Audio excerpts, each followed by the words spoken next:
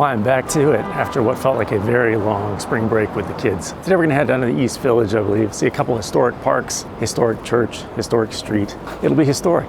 If you're just finding this channel, I pick out places in New York to go explore, and I take you with me. Be sure to subscribe if you haven't already. All right, we're heading downtown. Let's go.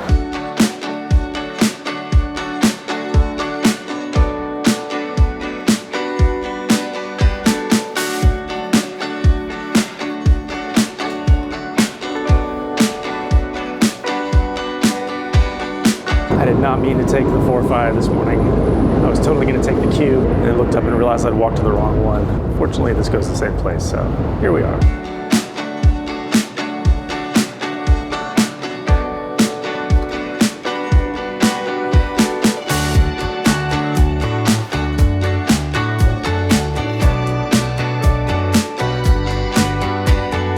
Out of the subway, Union Square is right there. We've been there before. Check out my square hopping video if you haven't seen it. We're gonna hit some other squares in this direction though. Yeah, I walked to the wrong subway. There aren't many instances where it doesn't really matter, but Union Square is one that both the 456 and the Q go to, so it was fine.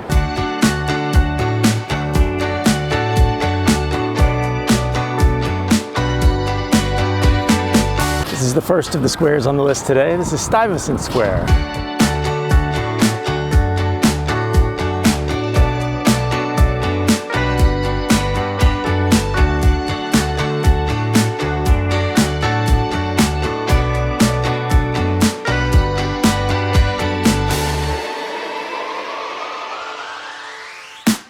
Stuyvesant Square. Actually, this is half of Stuyvesant Square. The other half's on the other side of 2nd Avenue. We'll go over there in a minute. So in 1836, Peter Stuyvesant, the great-great-grandson of Peter Stuyvesant, reserved 4 acres of the old Stuyvesant farm to be set aside as a park. Originally, this was supposed to be called Holland Square, and he sold it to the city of New York for a token $5. It wasn't until 1847 that the city finally did something with it and improved it, turned it into a park. The year after that, they installed this 2,200-foot cast iron fence that goes all the way around the park, and it's the same fence that's still here today. The fence around this park is the oldest cast iron fence in the city. The oldest fence in the city is the one around Bowling Green, which we've been to.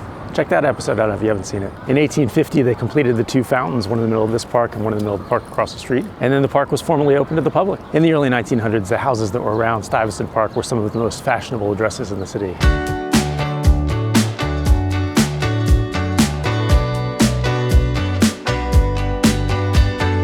There are schools across the street that are part of the Society of Friends, which is the Quakers, and they were all playing here when I got here. They just left so I can walk around.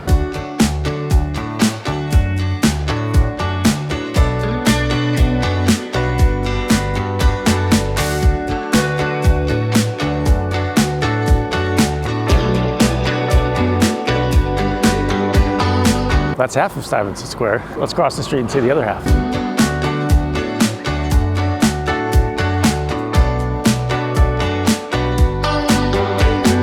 2nd Avenue cuts Stuyvesant Square into 2 rectangles. This side has a dog run, the other side's nicer.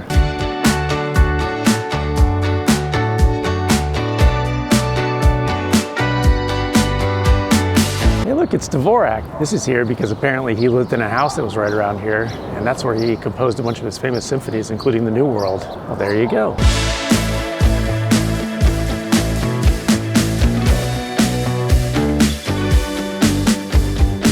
There's Stuyvesant Square, and there's Stuyvesant Square. We're gonna head further down 2nd Avenue and catch an old church, St. Mark's in the Bowery.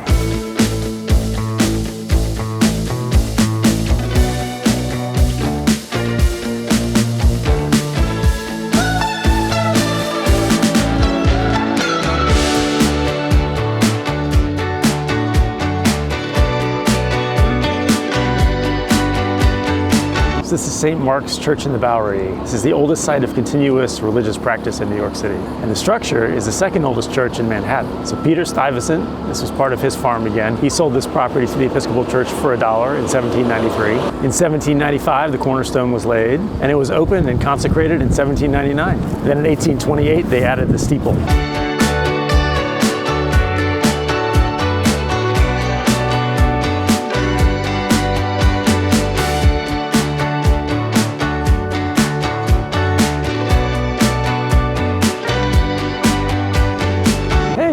We found Peter Stuyvesant. This is a very interesting churchyard. It's actually a burial ground, a very old burial ground, sort of a neighborhood hangout also. The patio chairs add an interesting touch.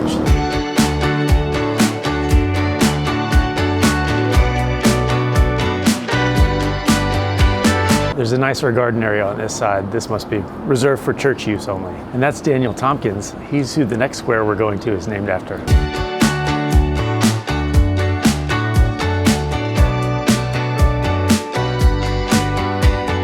It's a nice old church. We're gonna look at one more thing before we go over to the next square, and that's actually the street that runs down this way.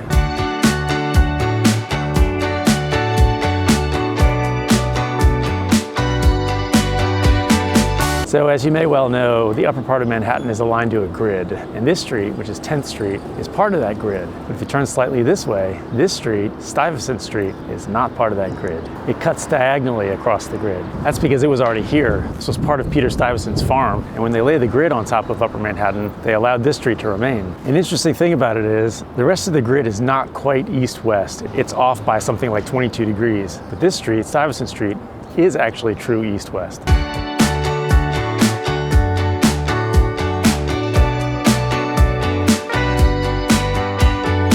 Not really much to see, but it is one of the oldest streets in Manhattan. It originally ran through Peter Stuyvesant's farm, or Bowery, which is where the New York term Bowery comes from his manor to the chapel. His manor burned down in 1778, but his chapel was where St. Mark's is currently. So this street was allowed to be an exception to the Commissioner's Plan of 1811. That's why it's still here.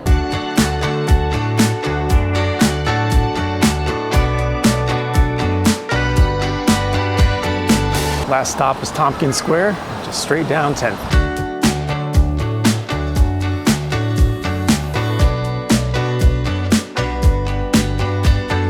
Made it to Tompkins Square Park. First off, skate park right here. I've never been to Tompkins Square Park before, so I'm gonna wander around a little bit. It's kind of large, actually. Basketball courts, workout area. I came at it from the wrong side, apparently. We'll walk around.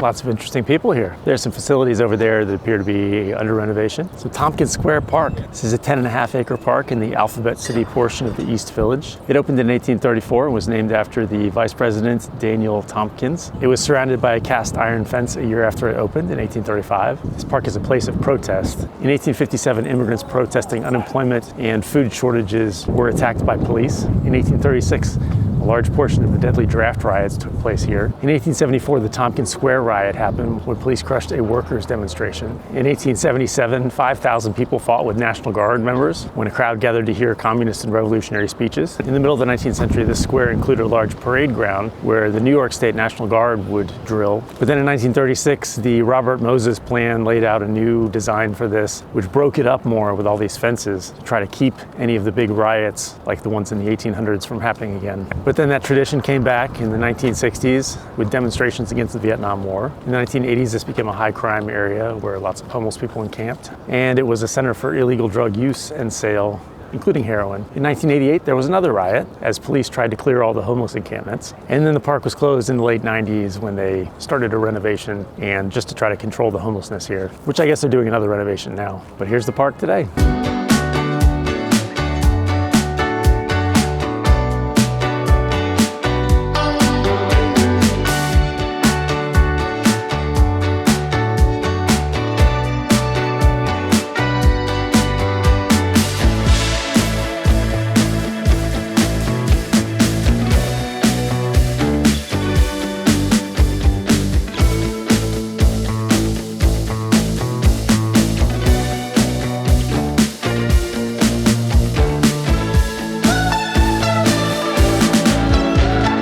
I think that's just about it for Tompkins Square Park. Let's go find the subway.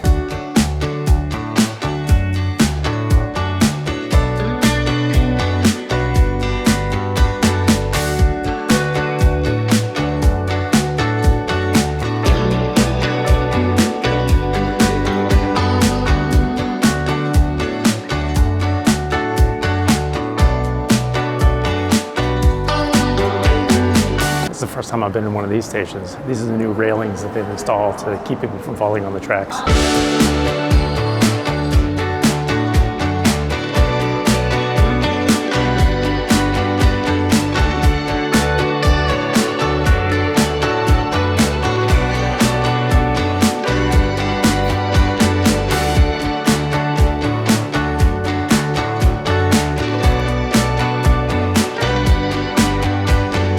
I'm back up to the east side. Good little trip. A couple of historic squares, nice historic church. Good times. Be sure to check out the rest of the channel Up to the East Side on YouTube. Like and subscribe. Tell all your friends about it. Look for new episodes every Friday. Thanks for coming with me to explore New York City.